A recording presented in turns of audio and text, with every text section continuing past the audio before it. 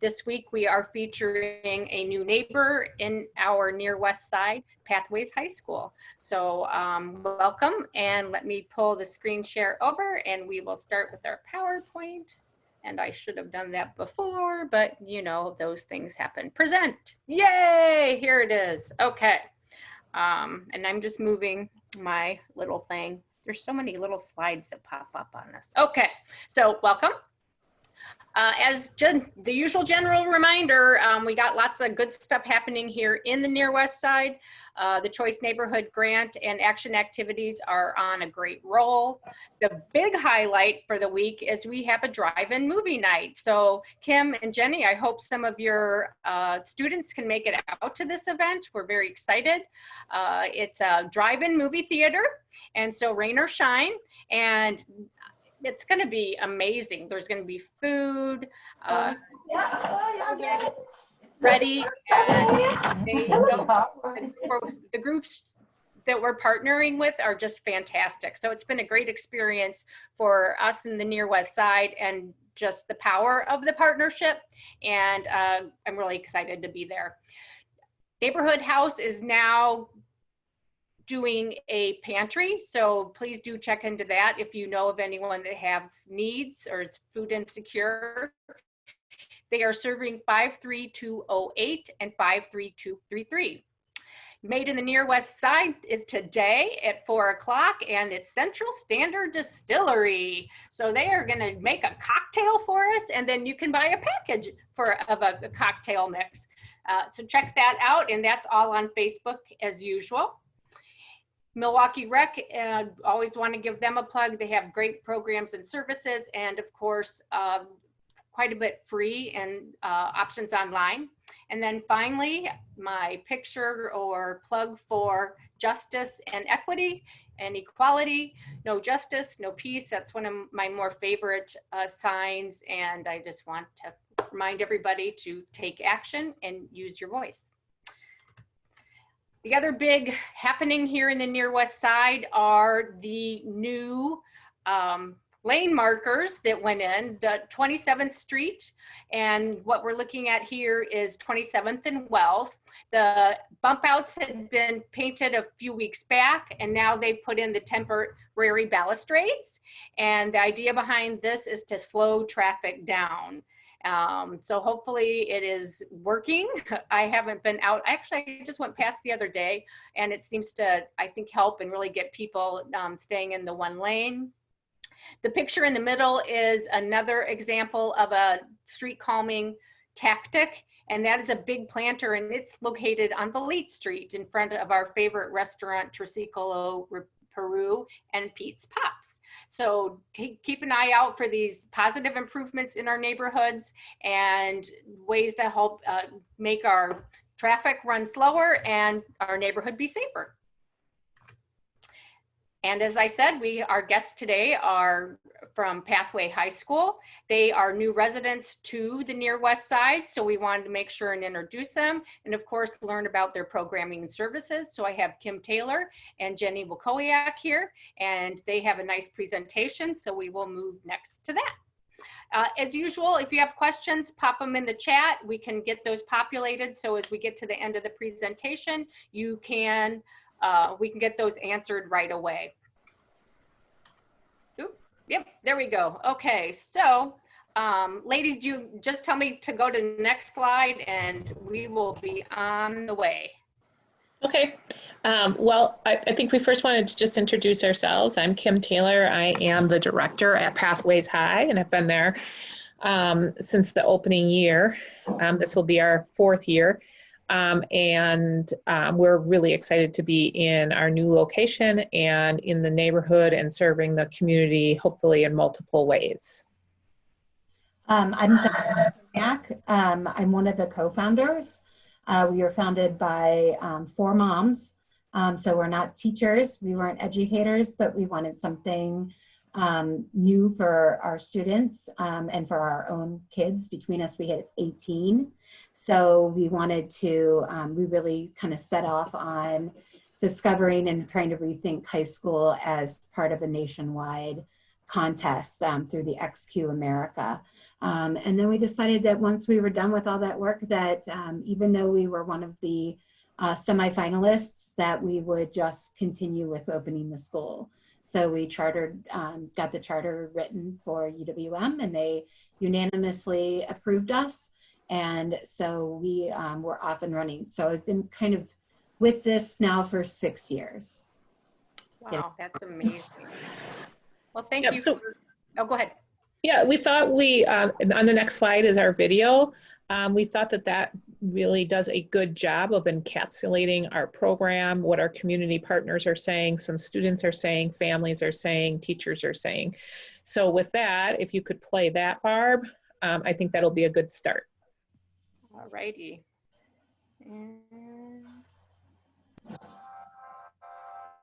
Pathways High was founded by 4 parents. We felt strongly about creating a school that would unleash all learners' potential. In many ways, I think Pathways is ahead of the curve. It's not the standard. I really need better connection with my teachers. We really value the individual and the strengths and perspective that they bring to the school.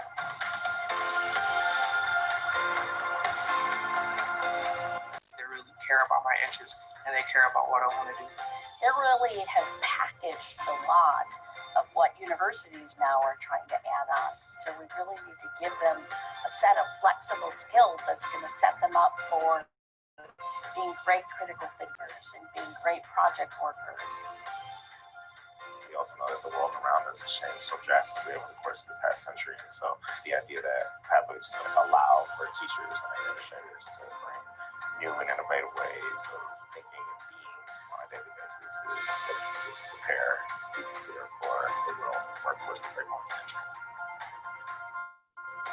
Internships are so important, and I think that a great place to interject them is high school, because it really helps kids define what it is they want.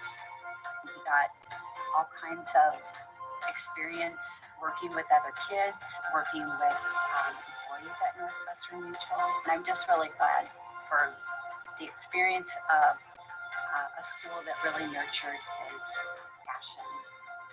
Given the startup nature of our business, we thought it was a fantastic opportunity for partnership. We took their ideas, we literally drew them out on paper, and then provided an application called Balsamic that they were able to use to wireframe the application, the look and the feel, the user experience, the user interface. At my internship, I used my Empower skills by really knowing how to communicate and being professional. We're really trying to get our hands wet with a lot of database projects, a lot of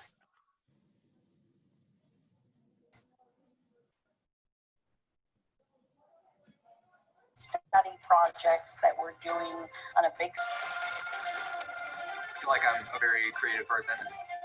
I feel like schools they fight that. They don't want you to be creative.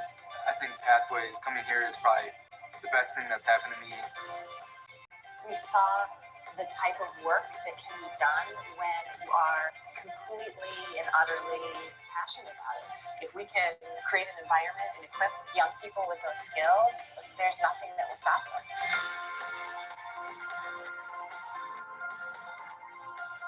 Learning something and being educated are different. Education to me is not only learning a skill, but learning a skill that's useful. You might as well do it now, because you don't wait till after high school for your life to start. So just like what they want in their students, they want for the school itself. They are going to adapt and change as much as the students need it. And we're here for the ride.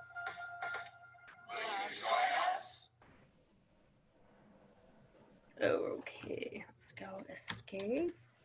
Well, that video didn't play just as how we wanted it to play. Yeah. There was a lot of skipping. Okay, I mean, it's not your fault. I'm just saying, sure.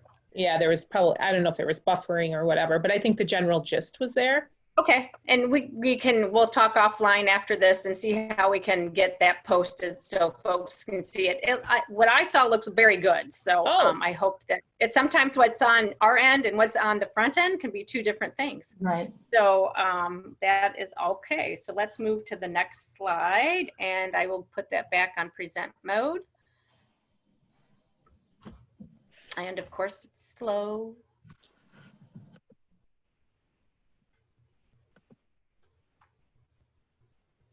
If you just want to click the first. There you go. There you go. Yeah. So, Okay. So just a little bit about our staff. For the last 2 years and coming up in this school year, we've 100% of our staff, which is not something that you would typically see in bigger school districts. There can be a lot of turnover. And currently 90% of our staff all have their master's degree. We have some that are board certified, which, you know, less than 3% in the state of Wisconsin get board certified with the state, with the federal. And so we have some teachers that have that certification as well. And average, most of them are in 14 years teaching. So we really, you know, we have highly qualified staff that we employ. They write their own curriculum for our project-based learning. And really taking into what students are interested in, you know, current events, what the job market is, what business partners we may have connections to that we can line up with a seminar, and really try to give that holistic approach through both, you know, your life skills, you know, your education, you know, understanding the material from an education perspective and learning perspective, but then also, you know, really tying it back to the real world. So if you want to go to the next one. So for the last 2 school years, 94% of our students have stayed at and this is significantly higher than the rest of the city of Milwaukee. And so we're really proud that the culture that we've really, we take a lot of time making sure that we have a good culture with town halls and, you know, weekly shout outs where students can say, hey, I thought so-and-so did a great job this week, or, you know, really trying to create a great atmosphere is really what drives our students and families back. And a lot of our families and students recommend our school to others just because of, you know, we're small, but also the fact that, you know, the students feel like they're heard when they're at the school and respected. So our daily attendance rate, again, high for the city of Milwaukee, is over 90%. And we are very racially diverse. We recruit from both Milwaukee County, but we can also recruit from anywhere in the state. Obviously, we don't recruit the whole state. We just recruit from the kind of the surrounding areas. So we've had students from Cedarburg coming down. We have students coming in from Waukesha, West Allis, Wauwatosa, Oak Creek, South Milwaukee. So we have a lot of students that come in, and so we are right now about 60% African American and 40% with the white, Hispanic, North American, and Asian. We actually have a fair number of Native Americans, which is quite special. It really brings a lot to history when your school is reflecting the real world, but it's also reflecting history. And so to be able to get perspectives from, you know, what is the Native American culture, you know, think of, you know, the starting and the, you know, the starting of the United States. And so really trying to get all of those perspectives to the table is really quite special and something that we, you know, rely on heavily with a lot of our history classes. Cool. And the next one, yep. Yep. Right now, 100% of our students have graduated. We actually started our first year with seniors. So it was nice to, even though they had only been with us for 1 year, it allowed us to really kind of test, you know, our model with students that were here, you know, have them in college courses. which we do support senior year and an optional 5th year of them doing college courses that we pay for, and then also getting them into those, looking at what classes might you think you like, careers might you think you like, so that, students, when they're making the decision for the 2 to 4 year certifications, they're making informed decisions. They're not going, oh, this looks like a cool job, or I think I want to do that, or I've always wanted to be a doctor. And then they take a class and realize they just can't stand the sight of blood, and so we're trying to make sure that they're really informed in the different options that are out there, so that when they're starting school, that they'll complete that 2 and 4 year degree. And that's something that we as a school track. We stay in contact with our students who have graduated to see, what are they doing. We have a couple that have gone into just straight career, and we have most of our students that are in 2 and 4 year degrees are obviously still in school, because we're starting our 4th year now. So, but still working towards it. But they go into the situation with prepared to what to expect. And then the last one. Here it comes. There you go.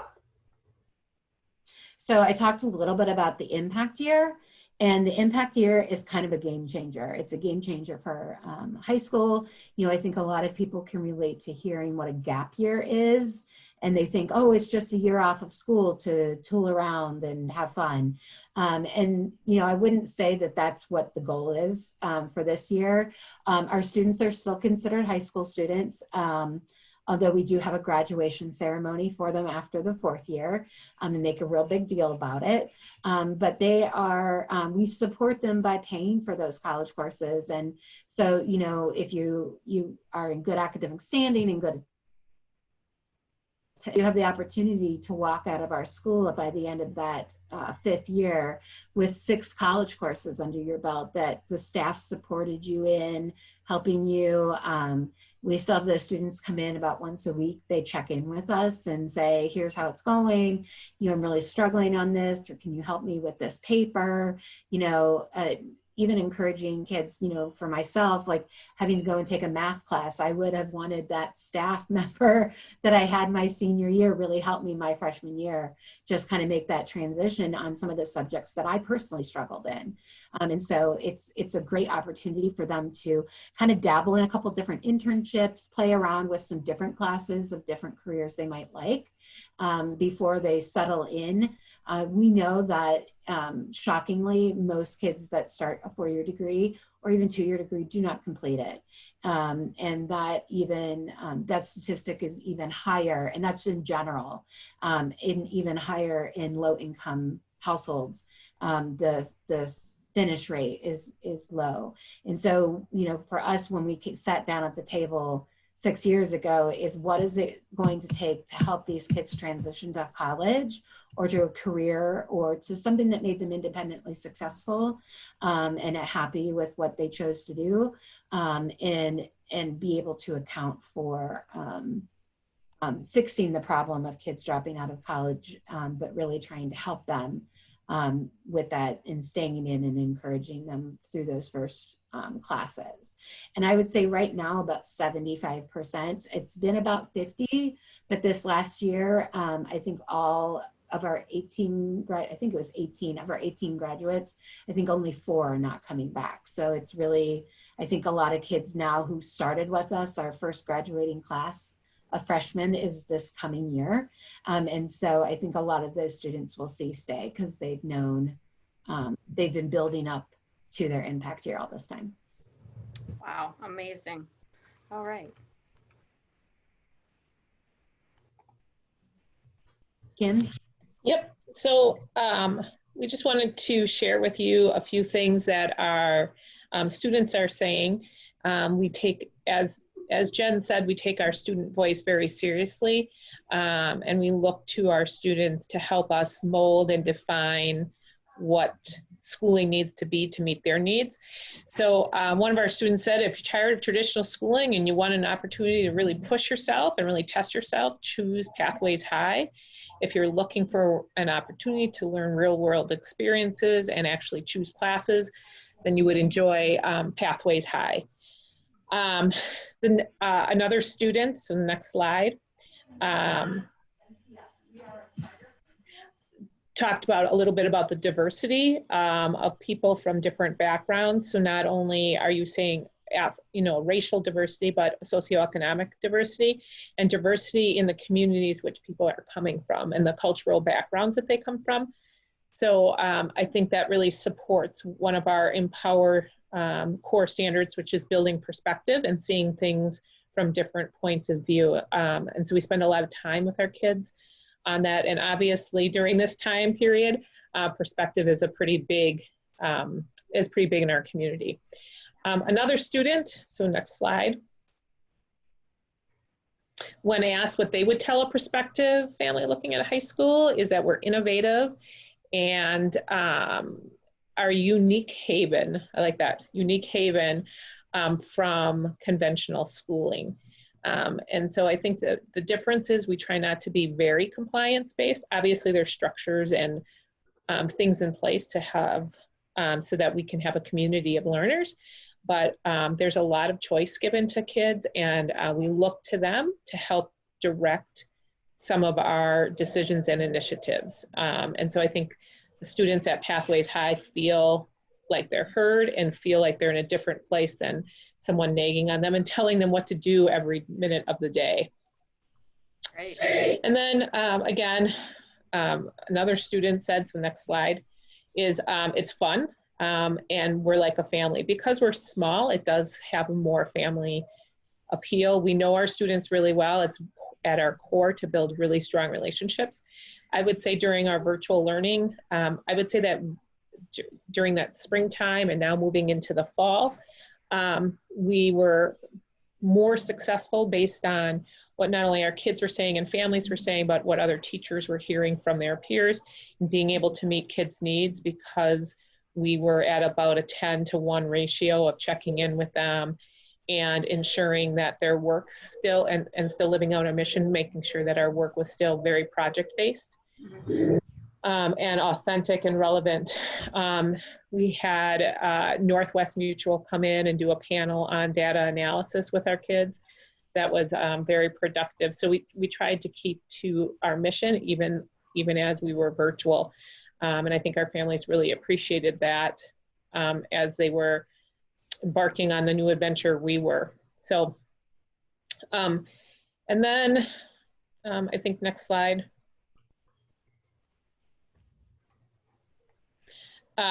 This is just one of our students saying that, again, what we really, I would say, pride ourselves in is knowing and caring about each kid, meeting them where they're at, and hopefully becoming a model that will revolutionize school. I think there's been a lot of disruption in the way we do school since the virtual learning, and I would hope that that disruption continues to bring into question some of the reasons why we do what we do as a school system across our country. What does education really need to look like as we move into the 21st century? Why do we have desks and rows? Why do we have 45-minute classes? Why do we group kids just by age? So there's a lot of things that we sort of do because we've always done them, and some of it's good. But when you're forced into a situation like we were in virtual learning, it forces you to think outside of the box and question, why do we give kids grades? That's interesting. And just, so we do a lot of that, and I think our kids and our families really appreciate that aspect of our school. And I just want to tag to that too, is that, you know, in finding the school, it was nice that that we didn't have the educators' backgrounds, so we didn't know why, you know, they had 45-minute classes, or we just, that was the way it was always done, and we questioned everything, and to make sure that, why do they do math in the order that they do? Why is science taught? Why is it always biology, chemistry, physics? And to find out the reason was because it was in alphabetical order and not what was best for the kids, and where they, what would be a better science to start with was just astounding to us. And so we really wanted to make sure that, we always were questioning everything, and we had a staff and that we were willing to also, well, not only answer some of these questions, but also we're along for the ride to also question, why do we do the same thing we're doing from the 1900s? Great. Well, I'm Yeah, gonna and go. yeah, I was just going to say we're, excited to bring that innovation to the Near West Side and impact the community that we're going to be in. And so on that last slide, it had our contact information.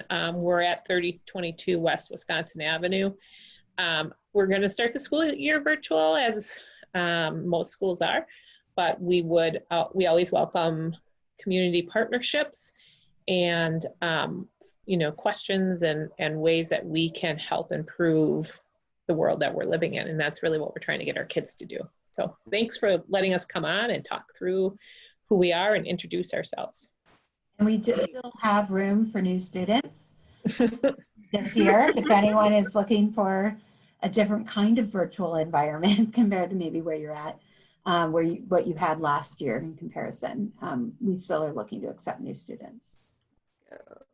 Cool. And I just distracted. So Brittany is this is what I'm looking for. Sorry, folks. Do we have any questions in our chat room? We do have some questions. So our first question is, what drew you to relocate to the Near West Side?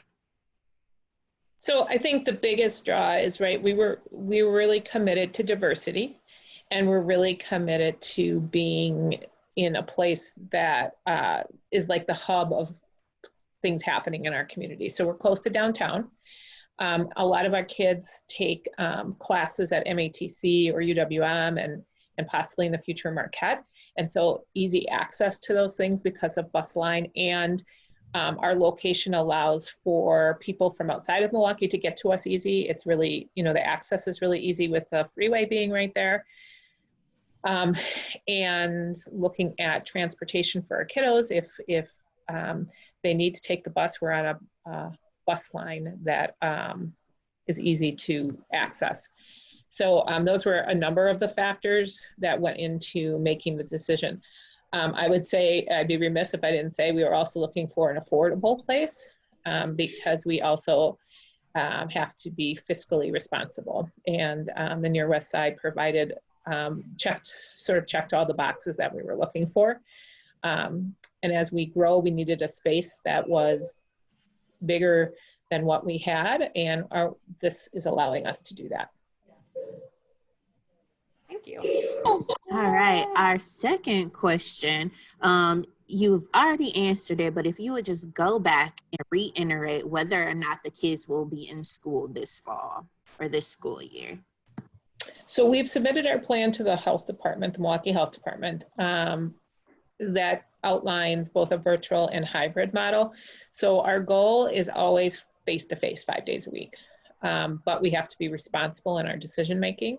So currently we are going to start the school year virtually and reassess that about midway through our first quarter to look at what second quarter can bring. Our phase 3 part of our plan would be to move into a hybrid where cohorts of kids would come into the building on a Monday, Tuesday, and then another cohort on Thursday, Friday, with Wednesday being a day for teacher planning and cleaning. So currently the plan to start the school year is to be completely virtual. So our next question is, what's been the biggest change you've made in the traditional model in schooling that you feel has the greatest impact? So I think Jenny might have one thing to say and I might have another thing. I would say the biggest impact that I see is students being able to advocate for their needs. So I would say in traditional schooling, students don't think to email teachers and question things. I would say that in traditional schooling, kids aren't advocating for the kinds of courses that they want or the kinds of content they want to learn about. And so I really feel, especially for students that are in marginalized situations, we often dismiss what they have to say. And so that's a huge piece to our school, is that kids learn how to advocate for themselves now so that they can make the changes in our country and in our society that need to be made by using their voice and using it appropriately to look for how we can make effective and productive changes. And I would kind of, that is exactly kind of what I was going to say, but we have what we call around here empower skills, but it's really those life skills. And I think that, you know, we've kind of, you know, traditional schools and curriculum, I feel like sometimes the critical and creative out of the box thinking to solve problems has been kind of stripped away, and that we're solving things in the way that we've always solved those issues. And so, you know, we have standards, kind of educational standards, you know, around our life skills. You know, where are you on the critical thinking? How are you on creative thinking? How are you at working together and problem solving and exploring different perspectives? And I think everything that we do revolves, you know, refining your work. You know, always the first thing you write does not, you always have to go back and read it a couple of times. And so I think that's really where, you know, people, if colleges have to now start teaching skill classes, and that is something that they're seeing needs to be done, then I think that's a big, huge problem that's coming out of high schools. And so for us, it was, we want to be able to teach all those things now, where they can make mistakes in a safe space.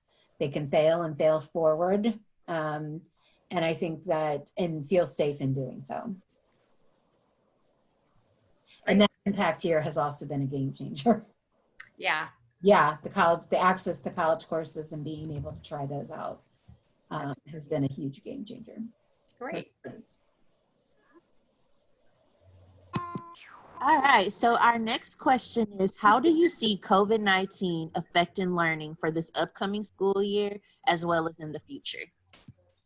That's a great question. I think that, again, as I said a little earlier, that it's really caused a disruption to the educational system and allowed people to think, for example, do we really need standardized tests to drive instruction? Because we weren't able to take them in the spring, and still kids got admitted to college, and still kids learned, and we didn't have the standardized testing to measure that, but we were still able to move forward.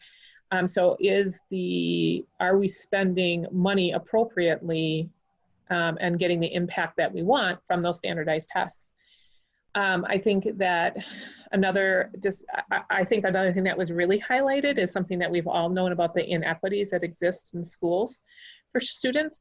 And while for some people it was a huge surprise at what was happening in the spring for some of our kids in our country, it wasn't a huge surprise to us. And so I think it really highlighted some issues systemically that we have in our school systems in the way that we've run things, and hopefully now some of that will change as well.